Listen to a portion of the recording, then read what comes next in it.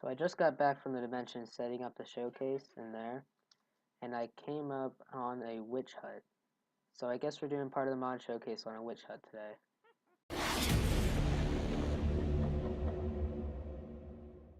Hey guys, welcome back to another mod showcase on the channel. Today I'm going to be doing the On for the Tales mod again.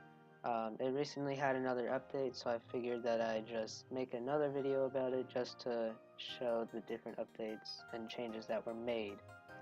Okay, so nothing has changed with the portal. You still need, you still make the frame of the portal out of purple blocks, and you still need to put the Eye of Ender in the crafting table to get the Ender Eye, which you need to activate the portal. If you didn't already know, this popped chorus fruit and the purple blocks is what you get after you kill the Ender Dragon. You hop into that portal and go to the, I don't even know what you call it, but then you get some of that, you come back, and you make a portal out of it. Now, the portal is just like how you would build a nether portal or any other portal in any other mod. So it's very strange that I happened to spawn it on the witch hut, but nonetheless, let's just hop in. So this biome does offer two new mobs, one of them being the Rakik or the Rakik. This is what the Rakik looks like. It has two long skinny legs and not much of a body.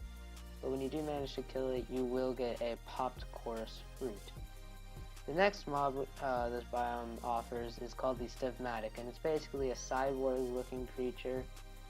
It does do some damage, and so I would definitely watch out for it, but if you do kill it, you get redstone. So yeah, that's really all this biome has to offer. No special items or anything, but let's move on to the next biome. So the next biome we have here is called the Temp of Darkness. Basically all it is a biome filled with coal blocks and 3 new mobs. So let's take a look at those mobs. So the first mob we have here is the Enderwarp. It sounds like a silverfish and basically acts just like a silverfish. When you do kill it, you get an Ender Pearl, which right now doesn't do anything, but I'm assuming that in the next update, the Ender Pearl will have a purpose. The next mob we have right here is the Rantohick. Personally, it's really annoying because if you can hear, that's the chest sound it's making, like opening up a chest. But when you do kill it, it actually just spawns an Enderwarp where you killed it. So there's nothing special about it. It just creates another Enderwarp in place of itself after you kill it. The final mob we have here is the Shadow Creeper. And there's one right there trying to free his friend. So anyways, this is a Shadow Creeper. It's basically just like a creeper, acts like a creeper. It just looks really cool. It's just like a creeper. When you kill it, you do get gunpowder. And there are actually Endermen and Endermites that are found in this biome. As you probably heard earlier, there was an explosion and it was actually a Shadow Creeper blowing up an Enderman because for some reason they don't like each other and they often fight. So yeah, that's it for the Temp of Darkness biome. Let's move on to the next biome. The next biome we have here is called the Purdue. Now the Purdue is probably one of my favorite looking biomes just because of the red grass along with the purple wood. Now you can actually break this wood and turn it into purple planks. I forgot to include that in the showcase in a second here, but you can actually take the purple wood and turn it into purple planks. So this biome adds in 2 new mobs. The first mob we're going to take a look at here is called the mnake. It's a small creature, but it's very annoying because it does blow up when it dies. But if you do manage to kill it and collect the mnake tear before the explosion blows it up, you will have a mnake tear, and I'll show you in a second what that does. So the next mob we have here is the Rensancito. It's an interesting looking mob with 3 things poking out at a time. But if you kill it, you get Rensado beans. You use those Rensado beans along with Snellidus meat, which I'll get to in a minute, and a bowl, and you can make further soup. That's it for this biome. Let's move on to the next one. The next biome we have here is the Cedarite biome, and it is very similar to the overworld, and it spawns in, creepers, skeletons, zombies, and actually in the new update they added horses, so you can actually find horses in the wild in this biome, so that's pretty exciting. So this biome offers two mobs. The first mob we're going to take a look at here is the Snellidus. And you can probably hear it right now, but it makes a high-pitched squeal like a mouse. It has two big eyes, and when you kill it, you can get its meat, which you can then craft with rinse ancito beans and the bowl and make some stew like I showed earlier.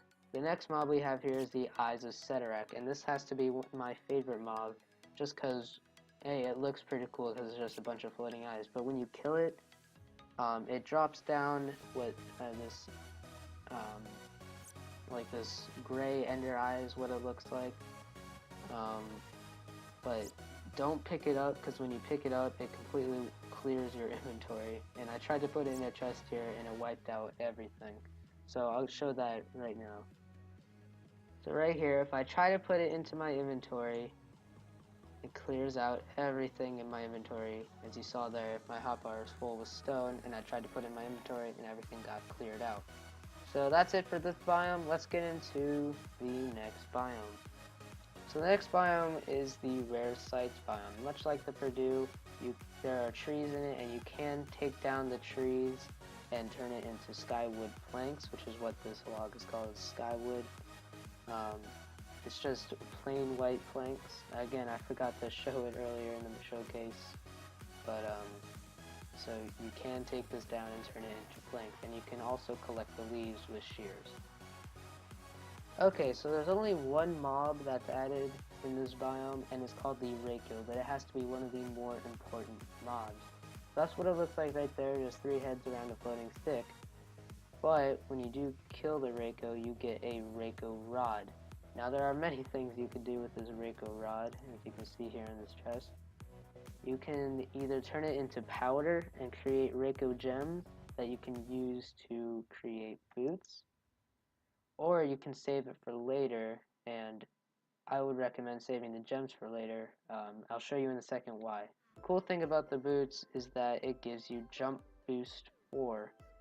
They don't protect you too much, like they're not for good protection, but if you're trying to scale a mountain, put these on because you get jump boost 4 forever, as long as you have them on. So yeah, that's the Rare Sites biome. Let's move on to the final biome. The next and final biome we have here is called the Extension biome. This biome is really important. It holds some important mobs along with some important mob drops, which I'll get into right now. Okay, so the first mob we have here is the Urtrop. It's an interesting looking creature, and when you do kill it, you get a potion of levitation. Right now, much like the Ender Pearl, it doesn't do anything, it has no function, but I feel with the next update they will give this a function and something to do. That wasn't really the important mob. The important mob is this one over here called the Extension Orb. It looks just like the Extension blocks, but when you do kill it, you get fragments of reality. Now this is very important because this is what you need to craft all of the good equipment in this game. So with the fragments of reality, if you put it around a Reiko gem, you get a reality gem, which is what you use to craft all the armor and tools and weapons. I did forget to put this in there, but if you put 9 fragments in one, you can create the Extension blocks. So here's how you craft all the armor. Basically put the reality gems in normal shapes of the armor, and you can create the reality helmet, reality body, reality leggings, and the reality boots. This is what the reality armor looks like. I think it looks pretty cool, and it does also better than diamond, which if this is the only mod installed, then it is the best armor in the game. So there's only 2 tools that you can make, and one of them is the sword, and the other one is the reality hoe. The reality sword it has 1.6 attack speed, but it's 8 attack damage, which is better than diamond. The only tool that you can make is called the reality hoe. And if you put 4 reality gems around a mnake tier, you can make a reality drop, which right now has no function and it doesn't do anything. So the reality hoe actually does have a really cool function. It does not function as a normal hoe. So if you get dirt here and you right click it, you actually create extensional blocks, which you can then use in the overworld. Now I said earlier that you can bring extensional blocks into the overworld, but you must be careful because there's some things that can happen. As you can see here, I'm wearing the armor right now and I have the reality tools in my hotbar. And the night is constantly switching, or the day is constantly switching night and back and creating that very annoying night-day transition. So I would be careful when you bring the reality back into the overworld because this might happen. Well, that's going to do it for this mod showcase. I hope you guys enjoyed. If you did, make sure to leave a like and all of that. I really like this mod because I've been in that situation where there's nothing left to do in your single player world because you kill the Ender Dragon and all that, but this is for late game. You have really nothing else to do. Download this mod and give it a try and see if you can conquer the further. But I'll see you guys next video.